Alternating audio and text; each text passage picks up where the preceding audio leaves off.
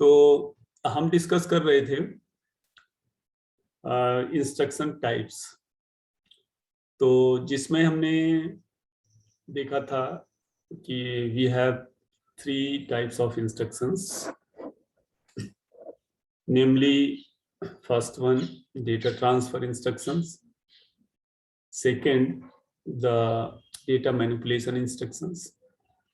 Basically, in data transfer instructions, we have seen the different possible ways of transferring the data from some source to some destination. The source or destination can be the register, memory, input-output devices, or the okay. So, and then the data manipulation instruction. That means कि mainly the arithmetic, 3 kinds of operations: arithmetic operations, logical operations, and shift operations. Again, the shift operations was divided into 3 types. So all we have seen. Now the third category of instructions is the program control instructions.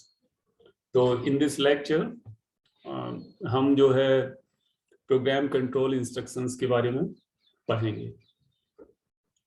तो program control instructions, तो basically we talk about the control instructions in high level language. So they mean for what? Control means basically in terms of low level language, it refers for the branching or jump. But what the control statements means actually? तो जो हमने देखा है, जैसे let's say simple languages में if statement, if else, else if ladder, switch case statement, loops, many different kinds of loops, break statement, continue statements, procedure call and return. ये जो procedure call है एक्चुअली द फंक्शन, अलग अलग languages में function को अलग अलग नाम से हम रेफरेंस करते हैं, यानी उनका बोलते हैं. तो फंक्शन हमारे जो है हाई लेवल लैंग्वेजेस के लिए मेनली होते हैं. जैसे सी लैंग्वेज में we call it the function. Procedure is the name from Pascal language. In Java, it is called as the methods.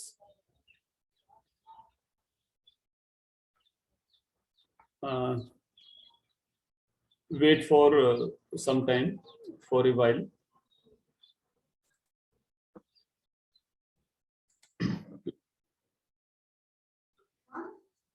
तो जो ये कंट्रोल स्टेटमेंट्स हैं, इनके करेस्पॉन्डिंग हमारे हाई लो लेवल लैंग्वेज में jump and branching statements generate होते हैं, जो प्रोग्राम का सीक्वेंस चेंज करते हैं.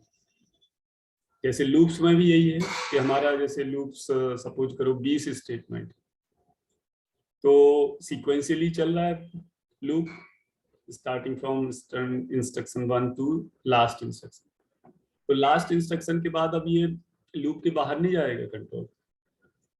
It will go to the condition test. अगर कंडीशन टेस्टिंग हमारी ट्रू आती है तो फिर program statement number 1 of the loop से स्टार्ट हो जाएगा, और अगर फॉल्स आती है तो लूप के बाद वाले स्टेटमेंट से. तो सीक्वेंस चेंज हो रहा है. इसी तरह इफ एल्स का है, मतलब depending on some condition the control is changing from the sequential one. इसी तरह फंक्शन कॉल है कि जहां पर फंक्शन कॉल स्टेटमेंट मिलेगा तो control will go to that memory location जहां पर फंक्शन डिफाइन होगा, और जब फंक्शन कंप्लीट प्रोसेस हो जाएगा तब कंट्रोल फंक्शन कॉल के अगले स्टेटमेंट पर, जिस स्टेटमेंट में प्रोग्राम में फंक्शन कॉल होगा उसके अगले पर रिटर्न हो जाएगा. तो अब इन इंस्ट्रक्शंस के बारे में हम बात करते हैं, इनके कैरेक्टरिस्टिक्स की. तो जो मैंने बताया है इनको रीड आउट कर लो। अब इसमें एक टर्म आता है ब्रांच टारगेट। जब ब्रांचिंग की बात करेंगे तो target address is there. Target means कि किस एड्रेस पर कंट्रोल ट्रांसफर हो रहा है। जैसे इफ एल्स है तो डिपेंडिंग ऑन सम कंडीशन, किसी कंडीशन पर डिपेंडेंट ये कंट्रोल या तो एक एड्रेस पर जाएगा या फिर दूसरे एड्रेस पर जाएगा। Again wait for 1 minute. तो जो हम ब्रांच टारगेट की बात करते हैं कि टारगेट मींस कि कहां पर कंट्रोल ट्रांसफर होना, that will be an address, कि किस एड्रेस पर कंट्रोल ट्रांसफर होना। अगर कंडीशन ट्रू है तो किसी एक एड्रेस पर जाएगा कंट्रोल, कंडीशन फॉल्स है तो दूसरे एड्रेस पर, डिपेंडिंग ऑन कि इफ ब्लॉक कहाँ पड़ा है, अगर हम इफ एल्स की बात कर रहे हैं, और एल्स ब्लॉक कहाँ पर पड़ा है। तो इस सेंस में हमारे जो PC register, program counter register, the contents will be change. क्योंकि पीसी जब हमारा इंस्ट्रक्शन एग्जीक्यूशन हो रहा होगा तो पीसी में जो एड्रेस आएगा वो तो जो करंट इंस्ट्रक्शन एग्जीक्यूट हो रहा है उसके नेक्स्ट इंस्ट्रक्शन का एड्रेस आएगा। लेकिन अगर ब्रांचिंग है, जंप, तो पीसी में एड्रेस जो आएगा वो चेंज एड्रेस आएगा कि जहां पर टारगेट जंप हो रहा है। तो उसकी मैकेनिज्म जो है स्टैक के थ्रू इंप्लीमेंट होती है। Later we are talking about that. तो जो हमारे ये ब्रांचिंग स्टेटमेंट्स हैं वो जो जनरल निमोनिक है वो ये, you can see it. BR refers for the branching, JMP for the jump. So jump is for the branch और condition और subroutine। अगर function call होगा, subroutine means function, subroutine is the function name for the low level language। जैसे assembly language है तो उसमें function को हम subroutine से refer करते हैं। SKP for skip, कुछ हमें कंडीशन स्किप करना है, स्टेटमेंट स्किप करना है। Call is for the calling of a subroutine, RET for return, and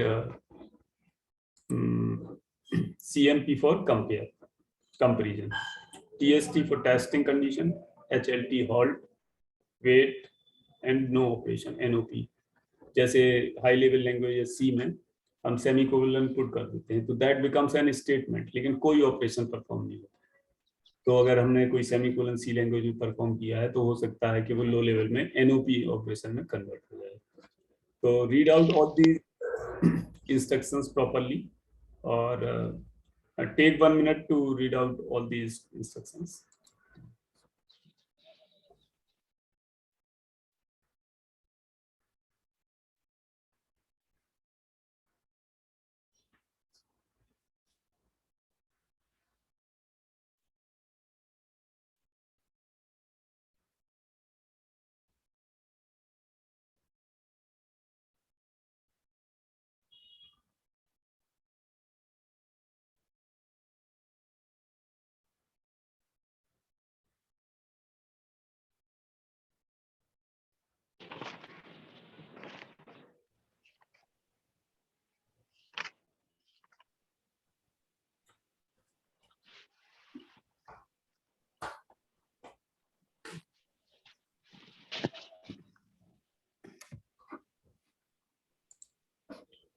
okay, तो आगे चलते हैं।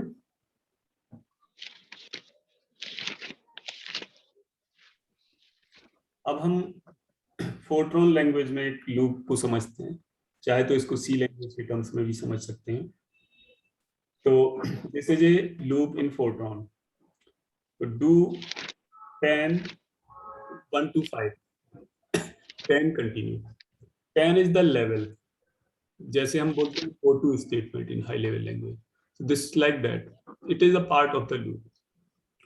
तो अब इस लूप का मतलब है कि आई जो है 1 से लेके 5 टाइम्स चल रहा है लूप, और 10 इज द लोकेशन और लेवल के कंटिन्यू, मीन्स कि जब ये हमारा फिनिश हो जाएगा लूप का स्टेटमेंट्स, तो ये फिर इस कंटिन्यू मीन्स कि इस पर फिर आके कंटिन्यू होना, जैसा कि लूप का सिंपल कंसेप्ट होता है। तो जनरली क्या है कि लूपिंग में हमारे arithmetic instructions, arithmetic operation involve होते हैं। जब भी इंक्रीमेंट होगा, इंक्रीमेंट बाई 1, इंक्रीमेंट बाई 2 और मल्टीप्लाइकेशन बाई 2 और 3 और 4, तो ये हमारा क्या है कि ये 5 बार चलेगा।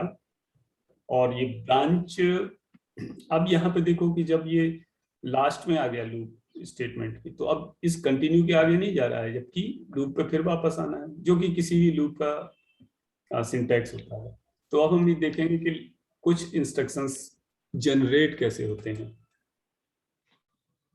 तो high level conditionals implemented by control flow change. Read out these points.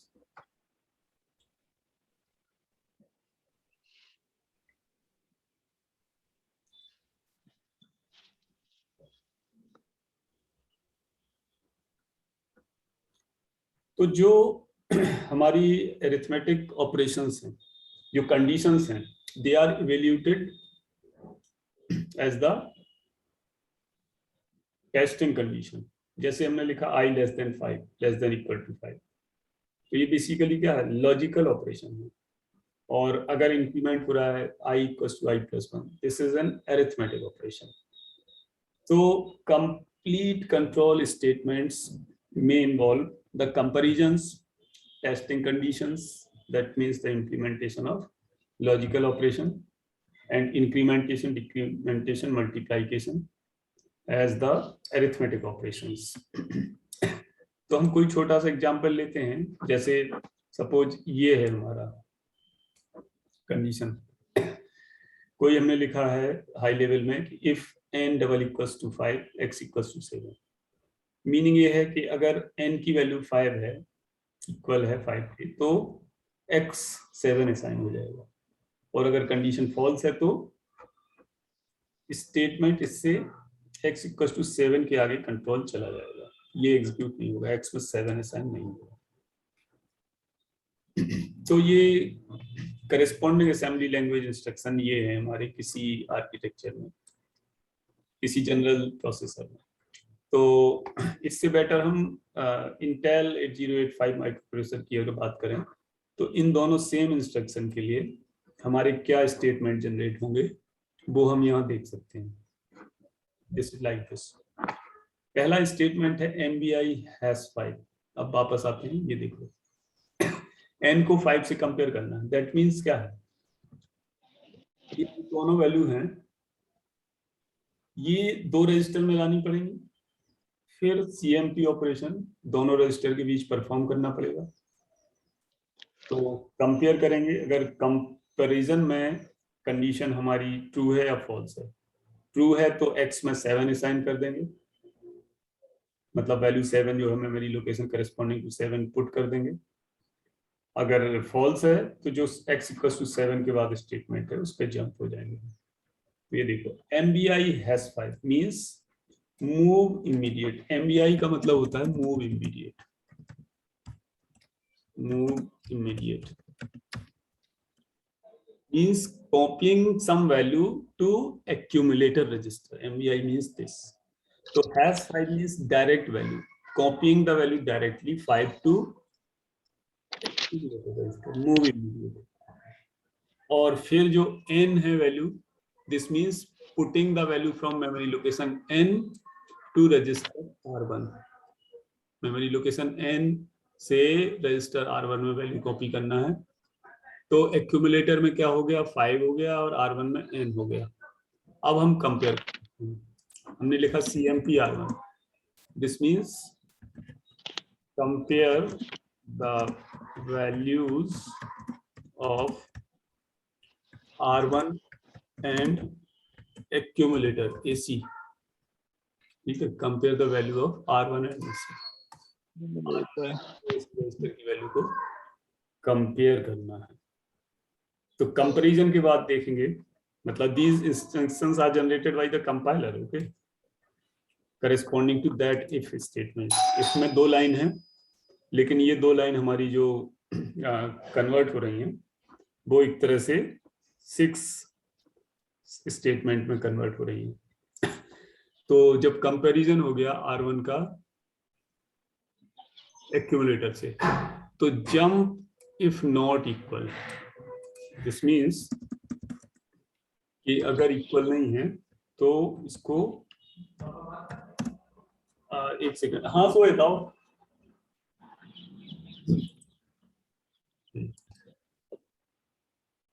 तो दीदी, तो देखो यहाँ तक क्लियर है कि कंपेयर किया, CMP R1 means compare the values of R1 and AC। मतलब कि जो AC है वो बाय डिफॉल्ट इसमें कनेक्टेड है हमारा एक्यूमुलेटर रजिस्टर। तो अगर हम ऐड R1, तो दैट मींस R1 को AC से ऐड करके फिर कंटेंट्स AC में स्टोर कर देगा। Jump if not equal L1, jump if not equal means कि अगर जो R1 और AC की वैल्यू, मतलब N और 5 यहाँ कंपेयर जो हुआ है, अगर नहीं इक्वल है तो L1 पर जंप हो जाएगा। मतलब L1 पे नहीं इक्वल का मतलब क्या है, ये देखो, अगर ये नहीं इक्वल है तो L1 x = 7 स्टेटमेंट के बाद कोई मेमोरी लोकेशन होगी। तो L1 ये है code for the statement following x = 7, means कि जो ये कोड लिखे हैं फॉलोइंग दिस बाद वाले कोड पर जंप होना है। सिंपल मीनिंग ये, L1 is that memory location जो कि इस कोड के जस्ट बाद आ रही है, वहां पे जंप होना है, स्विच होना है यहां से। Jump if not equal to L1, अगर ये कंडीशन फॉल्स हुई, मतलब अगर जंप करना है जब नॉट इक्वल है, अगर इक्वल हुआ तो ये यहाँ पे जंप नहीं करेगा, ये जंप तभी करेगा जब नहीं इक्वल है। लेकिन अगर इक्वल हुआ तो मूव R, मींस कि x की वैल्यू R में कॉपी हो जाएगी।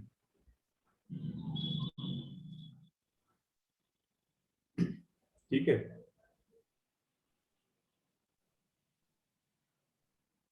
तो this is the meaning of this. अब इसमें नेक्स्ट एग्जांपल लेते हैं, एक और है, फिर वही कंडीशन I और J को कंपेयर कर रहे हैं। तो I ++ J-, तो इसमें देखो क्या होगा कि कंडीशन अगर ट्रू होगी तो I इंक्रीज होगा, अगर कंडीशन फॉल्स होगी तो I इंक्रीज नहीं होगा, J तो डिक्रीज होगा ही होगा। I की कंडीशन जो है ट्रू हो या फॉल्स हो, कंडीशन ट्रू हो या फॉल्स हो, J- तो परफॉर्म होगा ही होगा। लेकिन कंडीशन अगर ट्रू है तो I भी इंक्रीमेंट होगा। तो इस स्टेटमेंट के करस्पॉन्डिंग जो हमारे असेंबली इंस्ट्रक्शन जनरेट होंगे वो ये होंगे। और इसको 8085 में देखें तो और थोड़ा हमें रीडेबल दिखेंगे, वो ये है कि हमें I J को कंपेयर करना है, तो एक I और J में से एक को किसी रजिस्टर में लाना पड़ेगा, दूसरे को एक्यूमुलेटर में लाना पड़ेगा, फिर कंपेयर कर देंगे CMP रजिस्टर नेम, तो I J कंपेयर हो जाएंगे। और कंपैरिजन के बाद हम चेक करेंगे इफ नॉट इक्वल, अगर नॉट इक्वल तो ये J- के बाद वाले स्टेटमेंट पर पहुंच जाएगा, और अगर इक्वल है तो I इंक्रीज होगा, और J- तो होना ही होना है, DCR मतलब डिक्रीमेंट। तो इसमें क्या है कि J को A में कॉपी किया, I को R1 में, यहाँ कंपेयर किया R1 से। जंप इफ नॉट इक्वल, अगर ये इक्वल नहीं है तो ये यहाँ पे आ जाएगा J- पर, अगर इक्वल नहीं है तो I++ नहीं इवेल्यूट होगा। ये देखो, jump if not equal L1, तो डिक्रीज हो जाएगा J। DCR मतलब क्यों कि decrease the value in accumulator register, और एक्यूमुलेटर में क्या है J, यहां से देखो, तो J को हम डिक्रीज कर रहे हैं, हमें एक्यूमुलेटर वाली वैल्यू को यहाँ डिक्रीज। और अगर कंडीशन फॉल्स हुई तो ये पहले INR इंक्रीज होगा, INR इंक्रीज होता है I में, तो हमें इंक्रीज INR R1 करना पड़ेगा। R1 रजिस्टर की वैल्यू इंक्रीज हो जाएगी। अदरवाइज फिर हमें R1 को यहाँ पर एक्यूमुलेटर में लाना पड़ेगा, I को, तब INR लिखना पड़ेगा।